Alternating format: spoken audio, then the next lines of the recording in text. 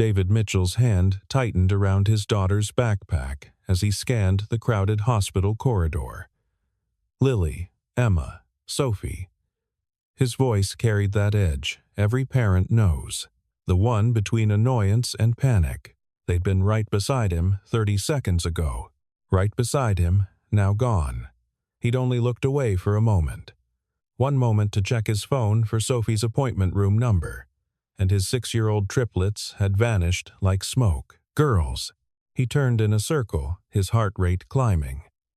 The pediatric wing at Mercy General was a maze. Endless hallways, identical doors, and his daughters had the combined attention span of a caffeinated squirrel. Then he heard it giggling.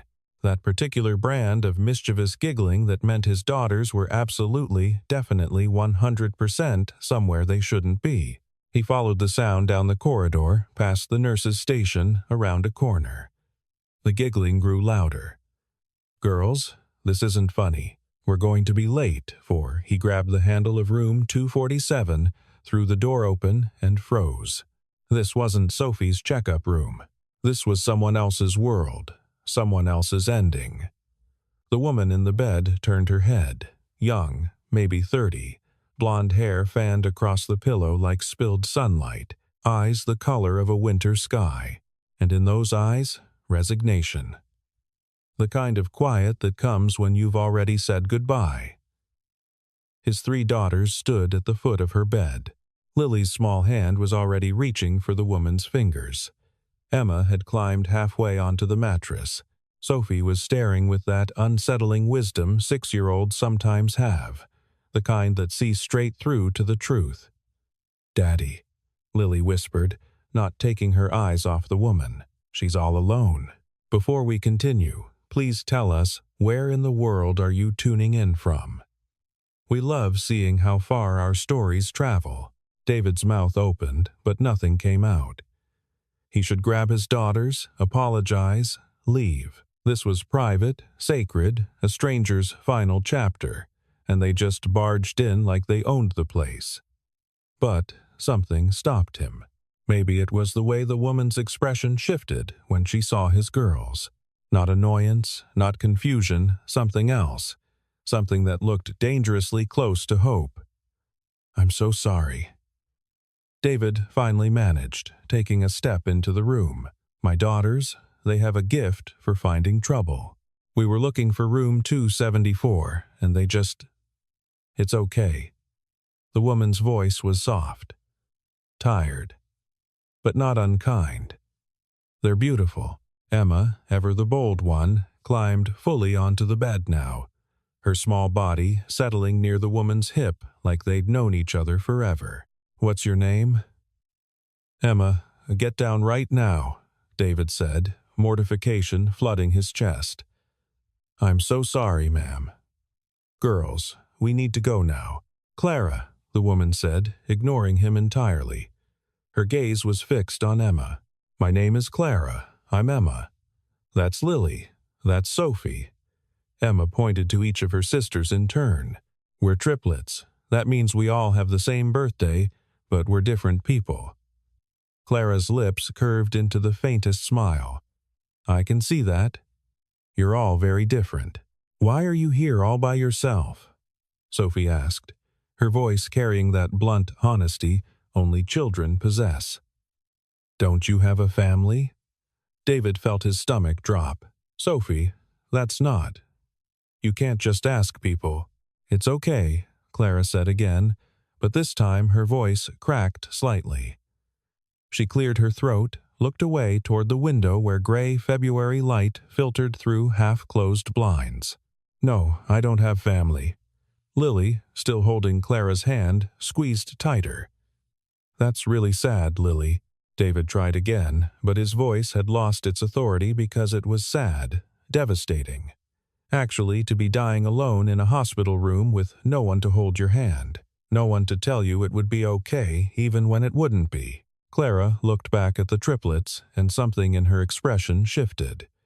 The resignation flickered, replaced by something raw. "It is sad," she whispered, "but that's just how it is sometimes." "No, it's not." Emma said with the stubborn certainty of a 6-year-old who hadn't yet learned the world didn't bend to kindness. You have us now. David's breath caught. He should really leave, but his feet wouldn't move, and his daughters, his beautiful, empathetic, troublemaking daughters, had already decided this woman wasn't a stranger anymore. The door opened behind them, and a nurse walked in, her expression shifting from professional to confused when she saw David and the girls. "Oh, I'm sorry. I didn't realize Clara had visitors. They're just leaving," Clara said quickly. Too quickly, like she was trying to save them from the awkwardness. "Actually," David heard himself say, and he still couldn't quite believe the words coming out of his mouth. "We were hoping to stay a bit longer, if that's okay with Clara." 3 pairs of identical brown eyes turned to look at him with expressions of pure joy. The nurse looked surprised. "And Clara?" Clara looked like someone had just handed her something she'd forgotten existed. Permission to not be alone. "Ah, yes," Clara stammered. "If you want, but don't you have somewhere to be?"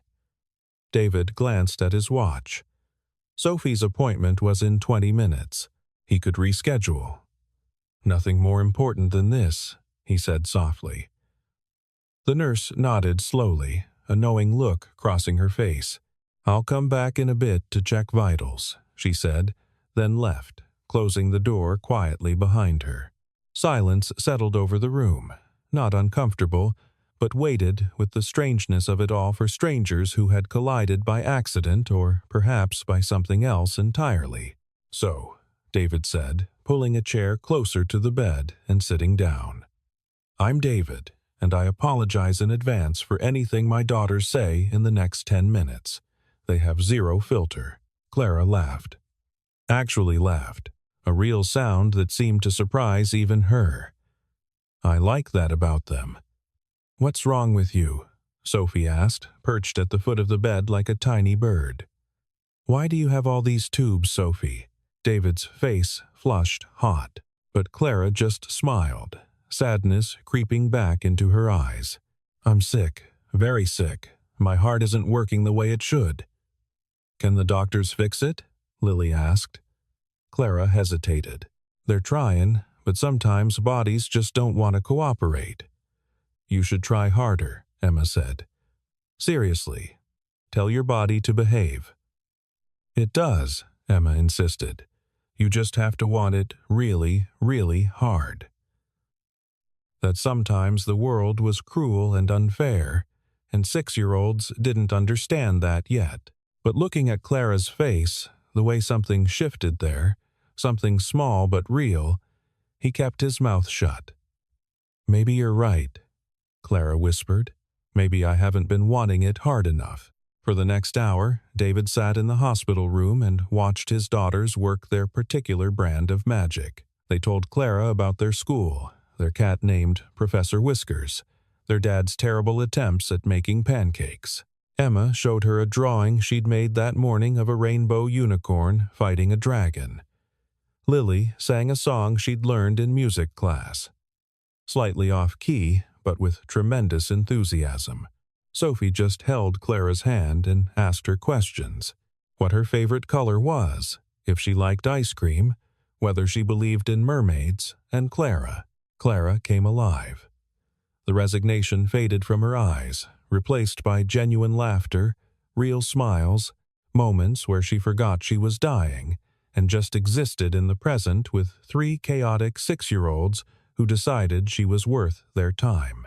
David found himself studying her, really looking.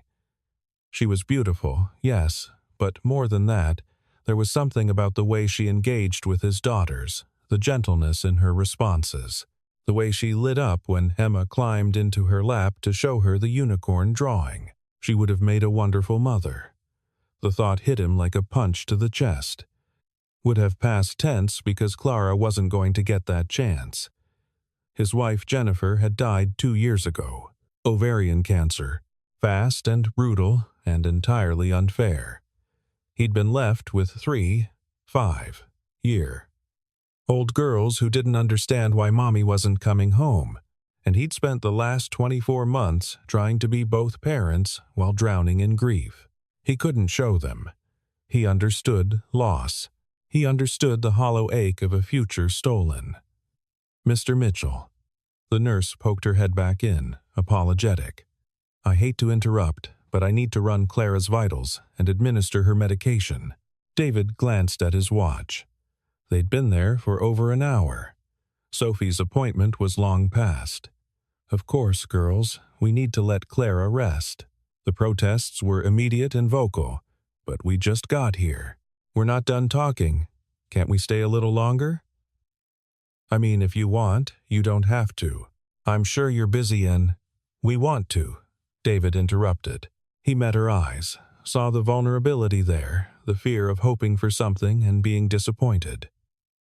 "We'll come back tomorrow if that's okay." Clara's eyes filled with tears. She blinked them back quickly, nodding. "Yes, that would be yes." Lily hugged her first, wrapping small arms around Clara's neck, then Emma, then Sophie, who whispered something in Clara's ear that made her smile through her tears. David didn't ask what his daughter said. Some things were meant to stay between a dying woman and the 6-year-old. As they left the room, David glanced back. Clara was watching them go, one hand pressed to her chest. Her expression a mix of wonder and something that looked dangerously close to hope. That night, after tucking the girls into bed, David sat in his kitchen and stared at his phone. He Googled Clara's condition. Dilated cardiomyopathy, advanced stage. The prognosis was grim. Weeks, maybe months if she was lucky, and she was alone. No family listed, no emergency contacts beyond her doctor. How did someone reach 30 years old with no one? What kind of life had Clara lived that she'd ended up dying in a hospital room with no visitors until 3 nosy triplets had barged in by accident? He should let it go. He had enough on his plate. 3 daughters to raise. A demanding job as an architect. A house that was always one disaster away from chaos.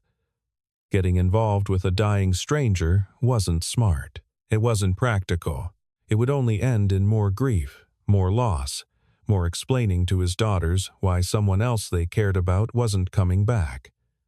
But he kept seeing Clara's face when Emma had climbed into her lap, kept hearing the way she laughed at Sophie's terrible jokes, kept remembering how his daughters had refused to leave because they'd seen something in Clara that everyone else had apparently missed, someone worth staying for. The next day, David showed up at room 247 with 3 girls, a coloring book, and a thermos of soupers Mother had made. The nurse at the station smiled when she saw them. "Claire's been asking about you all morning," she said quietly. "I think you made quite an impression." Clara was sitting up when they entered, and David could see immediately that she'd made an effort. Her hair was brushed, falling in soft waves over her shoulders. She wore a different gown, still hospital-issued, but somehow she'd made it look less clinical. She put on lip gloss, and her eyes, those winter sky eyes, lit up the moment she saw them. "You came back," she breathed.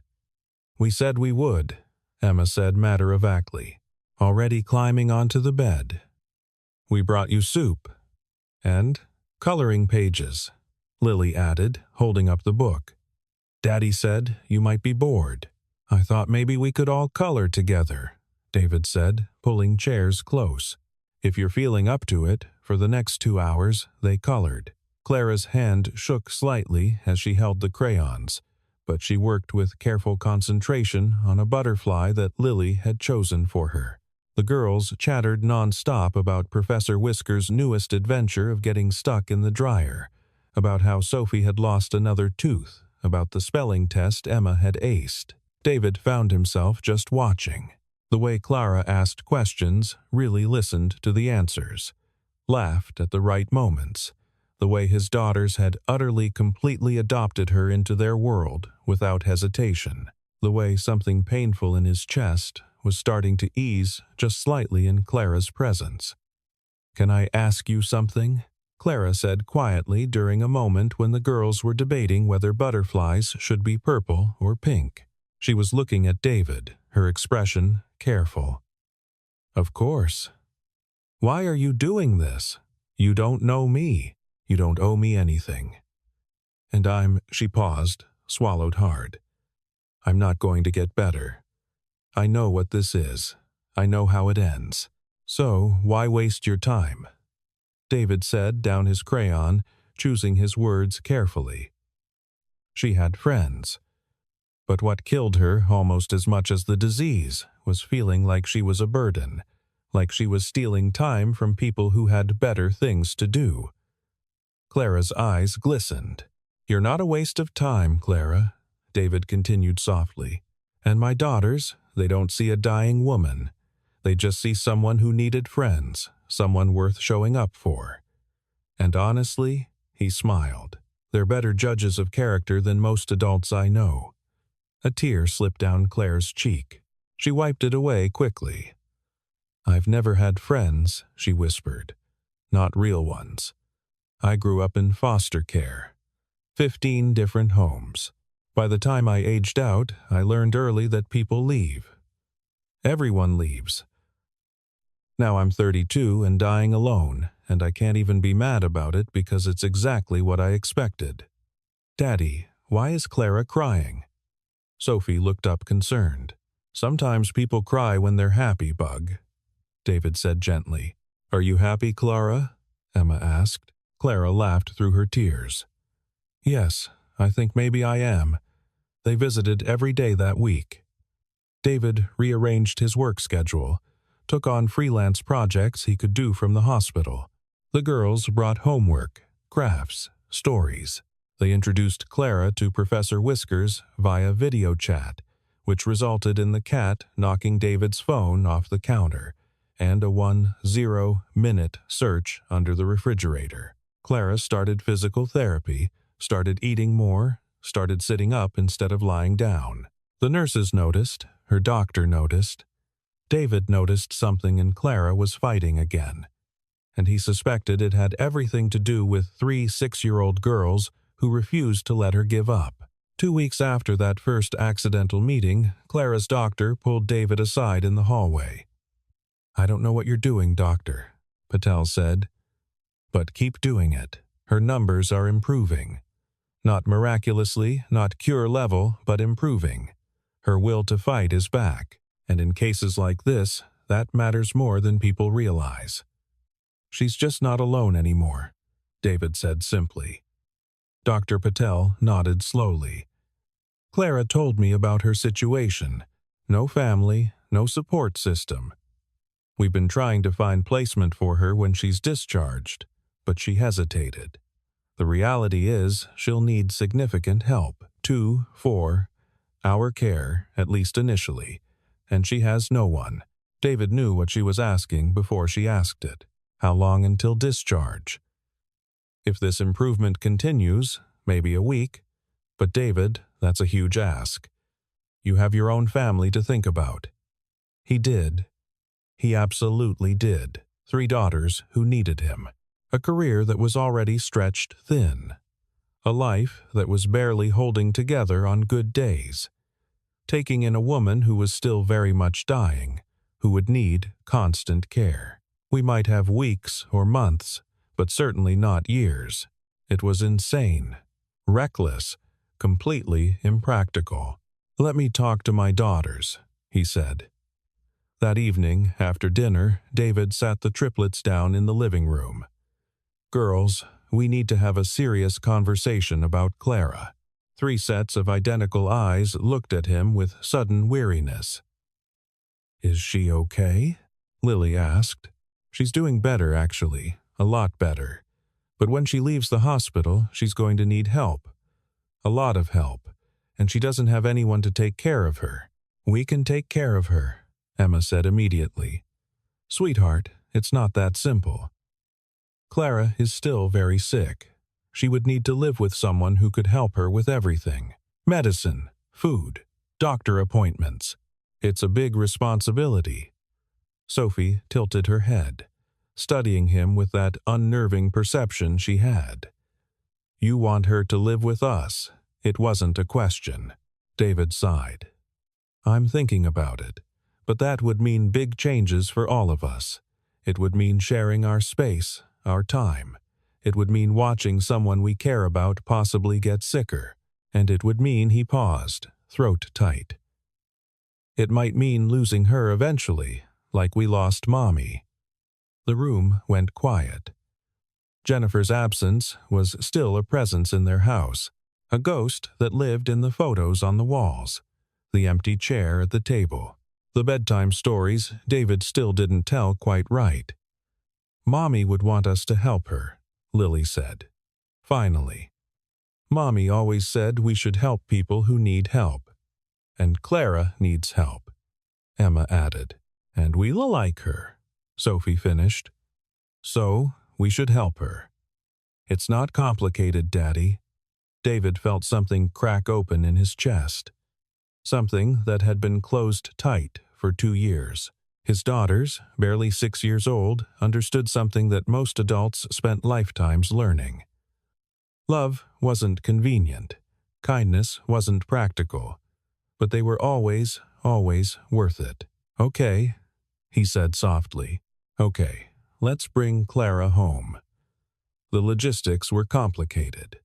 David had to hire a home health aide, rearranged the downstairs guest room, install medical equipment. Claire's insurance covered some of it, but he quietly covered the rest, ignoring the voice in his head that said he couldn't afford this, shouldn't afford this, was making a terrible financial decision. When he told Claire the plan, she cried, actually broke down, sobbing, and David held her hand while she shook with the weight of being chosen, being valued, being deemed worth the effort. I don't understand why you're doing this, she whispered. I'm a stranger. I'm dying. I'm going to be nothing but trouble and expense and heartbreak. You're not a stranger, David said firmly. Not anymore. You're our friend, and friends show up even when it's hard, especially when it's hard. Clara moved in on a Tuesday in March. The girls had decorated her room with crayon drawings, had picked flowers from the garden, had arranged her stuffed animals on the bed, so she won't be lonely. David helped her inside, supporting her weight as she shuffled slowly from the car to the house. She was so thin now, so fragile, but her eyes were bright as she looked around their home. It's perfect, she breathed. It's so perfectly normal and chaotic and alive. That's one word for it, David said with a smile. I usually go with disaster zone, but yours is nicer. The first few weeks were hard. Clara had good days and bad days, days where she could sit at the kitchen table and color with the girls, and days where she couldn't get out of bed, where pain etched lines across her face, and all David could do was adjust her medication and hold her hand until it passed. His daughters took it in stride with the resilience of children, who'd already learned that love meant staying even when things were hard. They brought Claire breakfast in bed on her bad days, read her stories, sat quietly doing homework in her room so she wouldn't be alone. And slowly, impossibly, Claire got stronger, not cured. The disease was still there, still progressing, but stronger. She started walking to the kitchen without help, started laughing more, started talking about the future in terms of weeks and months instead of days. It's remarkable, Doctor Patel said during a home visit. I've seen cases where will and purpose extended life. But this is extraordinary. Whatever you're doing here, it's working.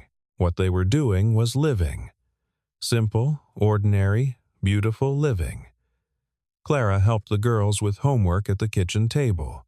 She taught them to bake cookies that only sometimes burned. She sat in the garden while they played. Her face turned toward the sun, soaking in warmth she'd thought she'd never feel again. And David found himself falling not just into routine or responsibility, but into something deeper, something that terrified him because he'd sworn after Jennifer died that he would never ever let himself care that much again. The pain of loss was too great. The risk was too high. But Clara wasn't Jennifer. She was herself. Quiet where Jennifer had been loud, gentle where Jennifer had been fierce. She made terrible jokes that made the girls groan. She cried at animated movies. She had a habit of leaving her coffee cup in random places around the house, and when she smiled at him over breakfast, something in David's chest HD in a way that felt dangerously close to hope. 6 months after Clara moved in, David's mother came to visit. She took one look at Clara playing dolls with the triplets in the living room, one look at David watching Clara with soft eyes, and pulled him into the kitchen. "You're in love with her?" she said. Not a question. David started to deny it, then stopped. "Yes." "And does she know?" "No, and she can't. Mom, she's still sick. She's doing better, but she's not cured. I can't put that on her. The pressure of knowing I have feelings while she's fighting just to survive." It wouldn't be fair. His mother studied him for a long moment. "Your father had a heart attack when you were 10. Do you remember?" David nodded. He remembered the terror, the hospital, the uncertainty. The doctors said he might not make it. His mother continued, said even if he survived, his quality of life would be diminished. "They told me to prepare for the worst. And you know what I did?" "What?" "I told him I loved him every single day, because I realized that if those were going to be his last days, I wanted them filled with love, not fear. I wanted him to know that he was cherished, that he mattered, that he was worth fighting for. And he did fight. 30 years later, he's still here. But even if he hadn't been, I wouldn't regret loving him loudly." David felt tears burn his eyes. "What if I lose her, Mom? What if I finally let myself feel this and she? Then you'll grieve, and it will hurt. But David, you're already in love with her, already invested, already going to hurt if something happens. The only question is whether you want her to know she's loved before it's too late." That night, after the girls were asleep, David sat with Clara in the garden. Summer had arrived, and fireflies danced in the warm darkness. Clara was wrapped in a blanket despite the heat, but she was smiling peaceful. "Can I tell you something?" David said quietly. "Always." He took a breath, took the leap. "I'm falling in love with you. Actually, I think I already fell somewhere between the hospital room and the kitchen table, and watching you teach Lily to braid hair. And I know the timing is terrible, and I know you might not feel the same way, and I know you have every right to tell me this is too much. But my mom reminded me today that life is uncertain and short, and we don't get guarantees. So I just wanted you to know. You're not just someone we're helping. You're someone his voice cracked, someone I love." Clara was quiet for so long, David thought he'd made a terrible mistake. Then she spoke, her voice barely above a whisper. "I've never been loved before. Not by parents, not by foster families, not by anyone. I didn't think I was the kind of person who got loved. And then 3 little girls barged into my hospital room and decided I was worth saving. And their father looked at me like I was a person instead of a patient. And for the first time in my life, I thought maybe I did matter. Maybe I was worth something." She turned to face him, tears streaming down her face. "I'm scared, David. I'm scared that I'm going to get worse again. Scared that I'm going to hurt your daughters when I die. Scared that I'm going to break your heart. Scared that I'm going to ruin this beautiful thing you've given me." "You're not going to ruin anything," David said, taking her hand. "And yes, if we lose you, it's going to hurt. It's going to hurt like hell. But Clara, this time we've had this life you've built with us, it's worth the risk. You're worth the risk." "I love you too," Clara whispered. "I love you so much it terrifies me." David pulled her close and she collapsed against his chest, and they sat there in the garden while fireflies danced and the world turned and 2 broken people held each other together. The next morning, the triplets found them asleep on the couch. Clara curled against David's side, his arm around her shoulders. They shrieked with joy, jumping on the couch, demanding to know if this meant Clara was their mom now. Not yet, David said, laughing. But maybe someday soon, Lily insisted. Someday came 8 months later. Claire had been living with them for over a year, and against all odds, against every prognosis and prediction, she was still here, still fighting, still laughing at Sophie's jokes and burning cookies with Emma and letting Lily practice braiding her hair. Her doctor called it a medical miracle. David called it love. Clara called it being given a reason to stay. On a Saturday morning in November, David took Claire back to Mercy General Hospital, not as a patient, but as a visitor. Back to room 247, which was currently empty, waiting for its next occupant. "Why are we here?" Clara asked, confused. David got down on one knee right there in the hospital room, pulled out a ring he'd been carrying for 3 weeks, waiting for the right moment. "Because this is where my life changed. Where 3 troublemaking girls opened the wrong door and found someone extraordinary. Where I learned that love doesn't follow rules or timelines or logic. Where I met the woman I want to spend the rest of my life with, however long that life is." Clara's hand flew to her mouth. "Clara Bennett, will you marry me? Will you let 3 little girls call your mom? Will you let me love you for every day we have left, whether that's weeks or months or years or decades? Will you take this ridiculous, chaotic, beautiful life we've built and make it official?" "Yes," Clara sobbed. "Yes, yes, yes." The wedding was small. David's parents, a handful of friends, Clara's doctor, who becomes something like family, and 3 flower girls in matching purple dresses, who took their jobs very seriously, scattering petals with military precision, while Professor Whiskers watched judgmentally from his carrier. Clara wore white. She was still thin, still fragile, but radiant. When she walked down the aisle, walked without help, strong enough now to make it on her own. David felt tears stream down his face. "You came back to me," he whispered when she reached him.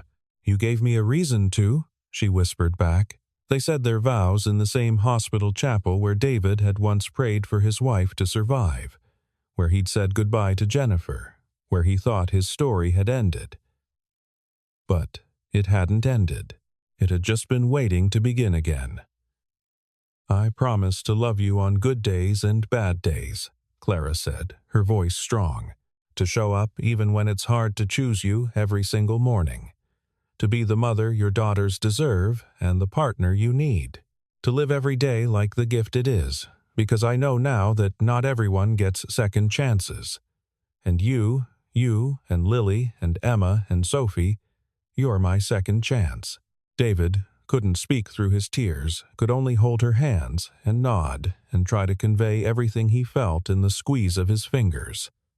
The look in his eyes, the officiant pronounced the married.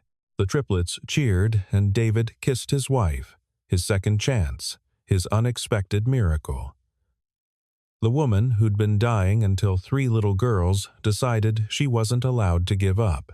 2 years later, Claire stood in the garden of their home watching David chase 3 8-year-old girls who were pretending to be dragons.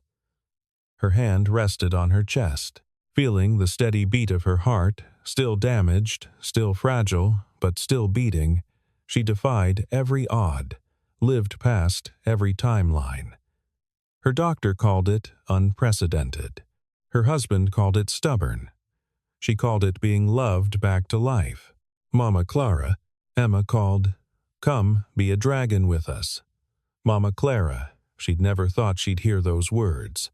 Never thought she'd have a family, a home, a reason to wake up in the morning beyond just surviving another day. She joined the game, roaring dramatically while the girls shrieked with laughter. David caught her eye across the garden, smiled that soft smile that still made her heart stutter, and mouthed, "I love you. I love you, too." That evening, after the girls were tucked in bed with elaborate dragon-themed bedtime stories, Clara found David in the kitchen. He was loading the dishwasher, a task he approached with engineering precision that made her smile. Do you ever think about that day? She asked, leaning against the counter. The wrong door. David turned, studied her face. Every day. Do you think it was really wrong? The door? I mean, he crossed to her, pulled her into his arms. No, he said softly. I think 3 troublemaking girls knew exactly what they were doing.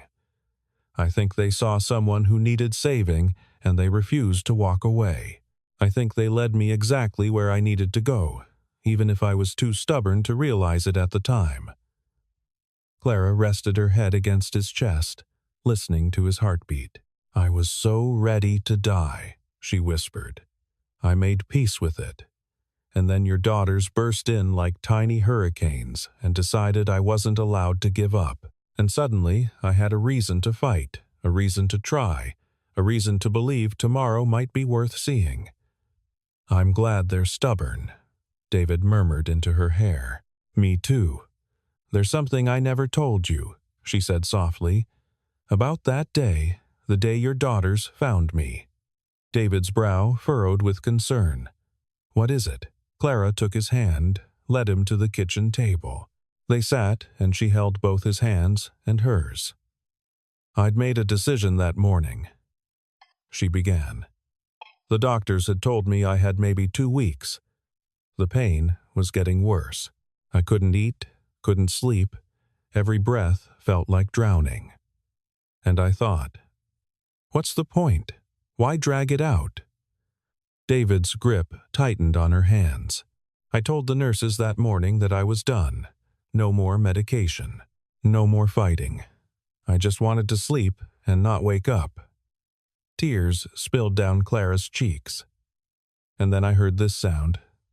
Giggling. Little girls giggling in the hallway. And I remember thinking how cruel it was that the last sound I'd hear would be joy I'd never get to experience.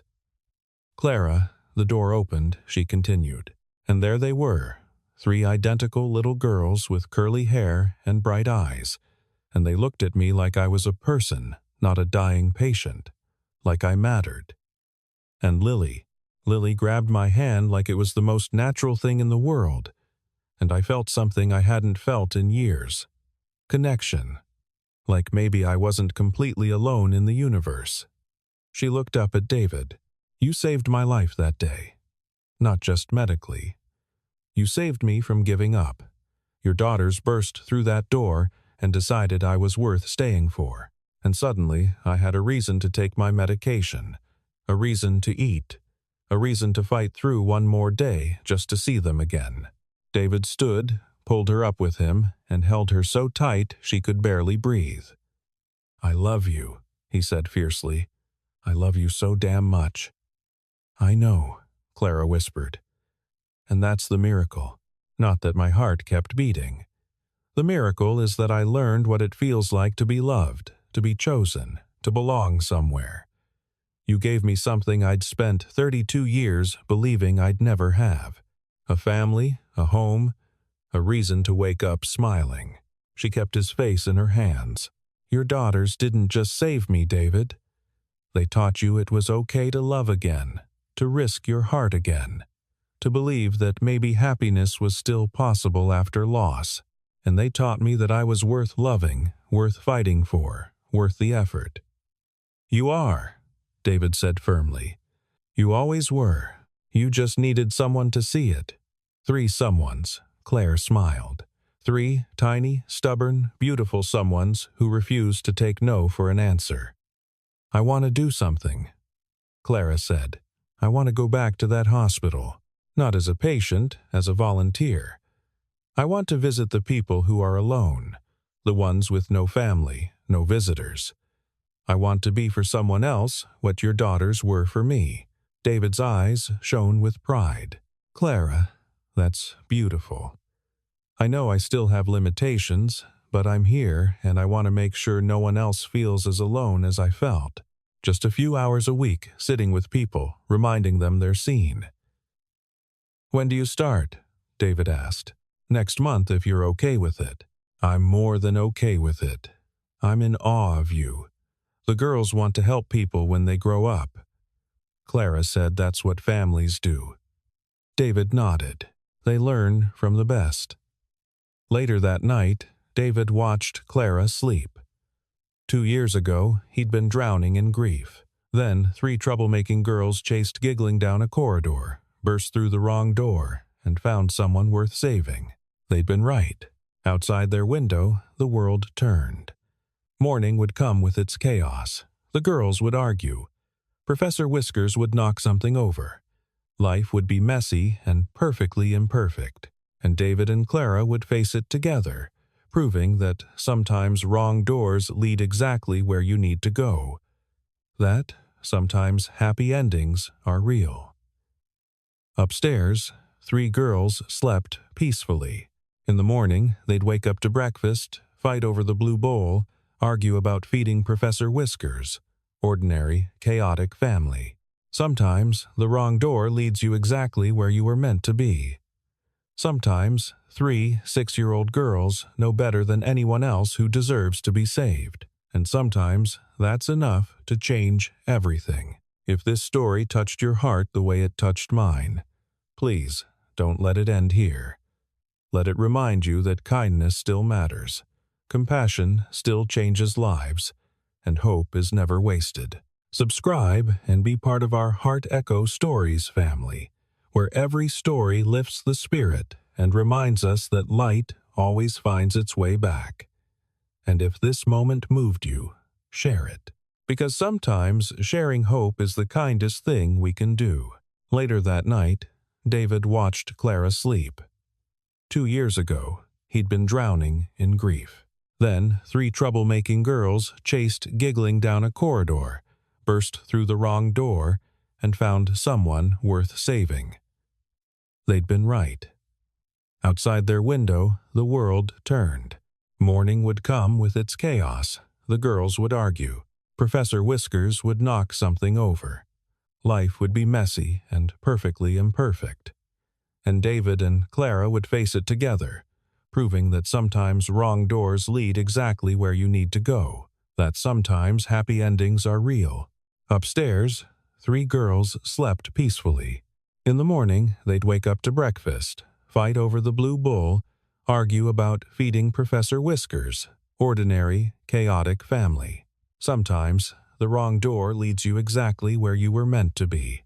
Sometimes, 3 6-year-old girls know better than anyone else who deserves to be saved. And sometimes, that's enough to change everything. If this story touched your heart the way it touched mine, please don't let it end here. Let it remind you that kindness still matters, compassion still changes lives, and hope is never wasted. Subscribe and be part of our Heart Echo Stories family, where every story lifts the spirit and reminds us that light always finds its way back. And if this moment moved you, share it.